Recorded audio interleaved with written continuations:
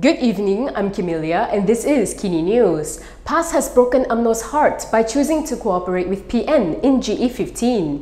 Zahid was convinced Hadi would choose UMNO, so what went wrong?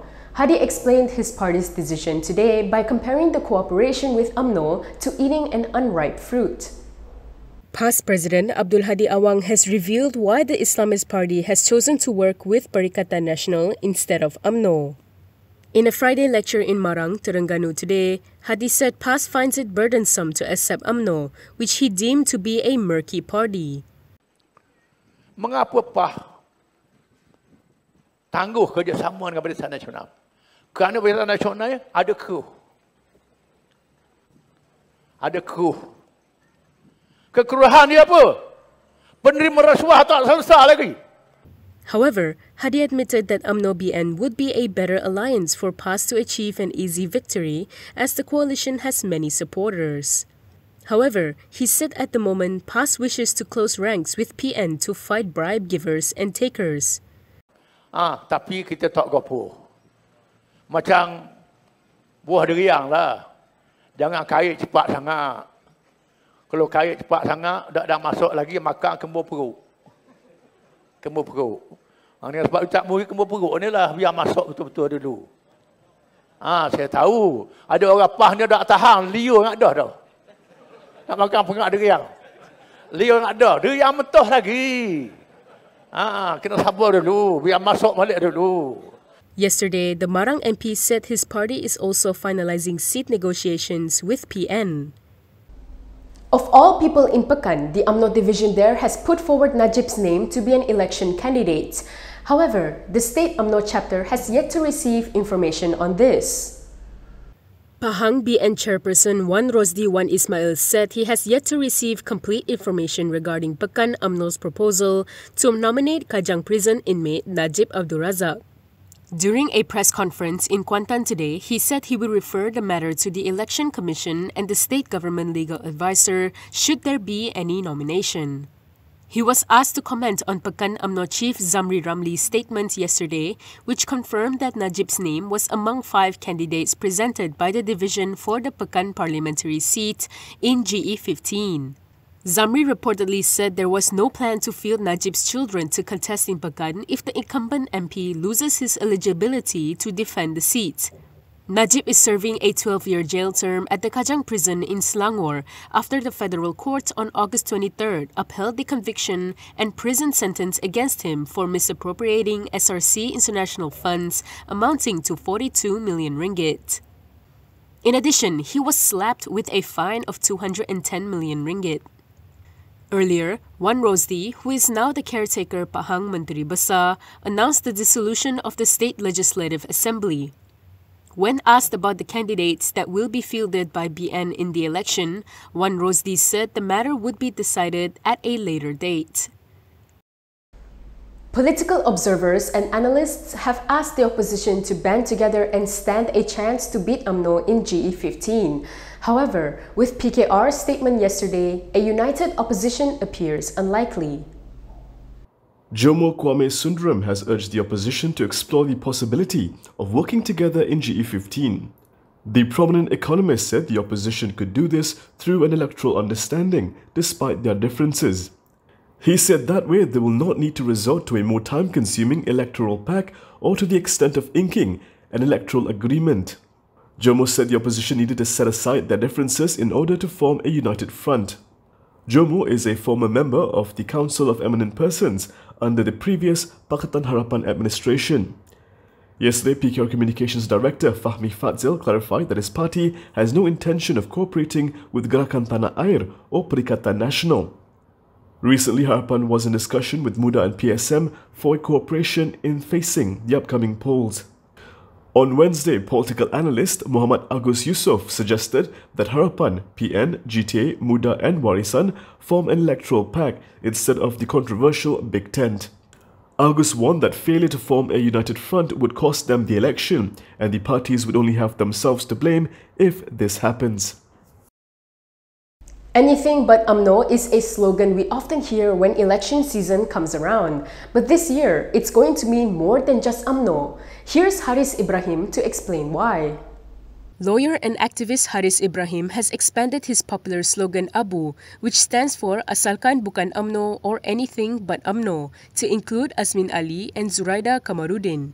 He said apart from rejecting candidates from UMNO in the coming general election, he also urged voters to shun politicians who cannot be trusted. Haris said this in a video being circulated on WhatsApp. I am still in ABU mode, ABU, which is Asalkan Bukan UMNO, because we are still going to reject UMNO, whoever comes, but we are also going to add to that now, anything but the untrustworthy. Example, Azmin Ali. Example, Zuraida Kamarudin. Example, Saifuddin Abdullah. Untrustworthy, don't waste our time. Previously, Azmin had spearheaded the group of former PKR lawmakers, including Zuraida and Saifuddin, who defected and contributed to the collapse of the Pakatan Harapan government. The three later joined Bersatu, but Zuraida switched to Parti Bangsa Malaysia in May this year. Last week, she was appointed as PBM's president. Meanwhile, Haris said he would communicate his views on the coming polls through a YouTube channel called Parlimen Rakyat. Now that PAS has abandoned UMNO, the two parties are set to clash in GE15, and it doesn't look good for PAS. PAS is set to clash with UMNO in at least 27 parliamentary seats in GE15. A large portion of the seats are in Kelantan and Terengganu. However, sources say that the Islamist Party is at risk of losing many of the seats. This is because PAS won the seats in GE15 by a slim majority. On top of that, many of the seats were previously held by UMNO or BN. A PAS source said the seats included several traditional UMNO seats, which PAS won in a three-cornered fight in GE14. The clash with UMNO looks inevitable after PAS President Abdul Hadi Awang said the party will strengthen cooperation within Perikatan Nasional. Malaysia Kini last month reported that PAS is aiming to get at least 30 winnable parliament seats if it contests in GE15 as part of PN, according to a party source.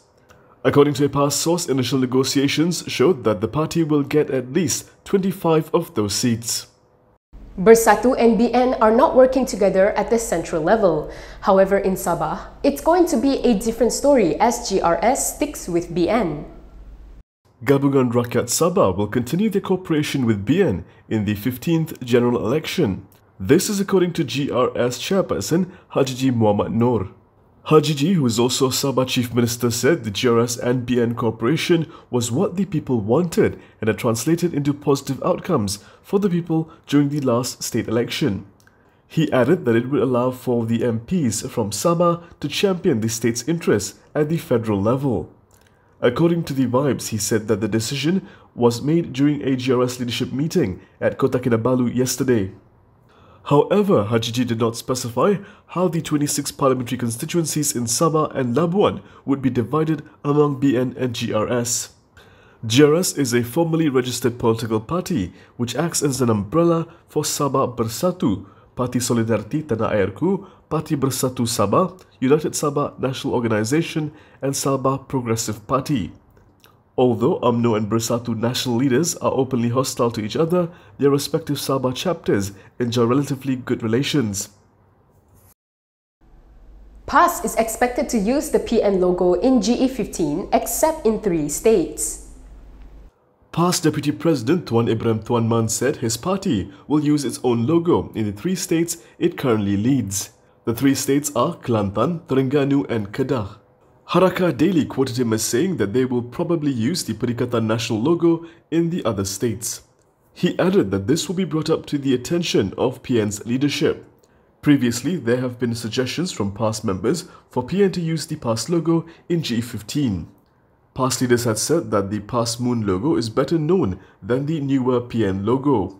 The party's Central Election Director, Muhammad Sanusi Noor, had also said that PAS members are allergic to the colour blue, which reminds them of BN. Meanwhile, Tuan Ibrahim also commented on PAS' decision not to dissolve the legislative assemblies of the 3 states it leads. According to him, PAS will dissolve its state legislative assemblies after the threat of floods has passed. While acknowledging that having separate state and federal polls would increase election costs, he said it was BN's fault that they have dissolved parliament during the flood season.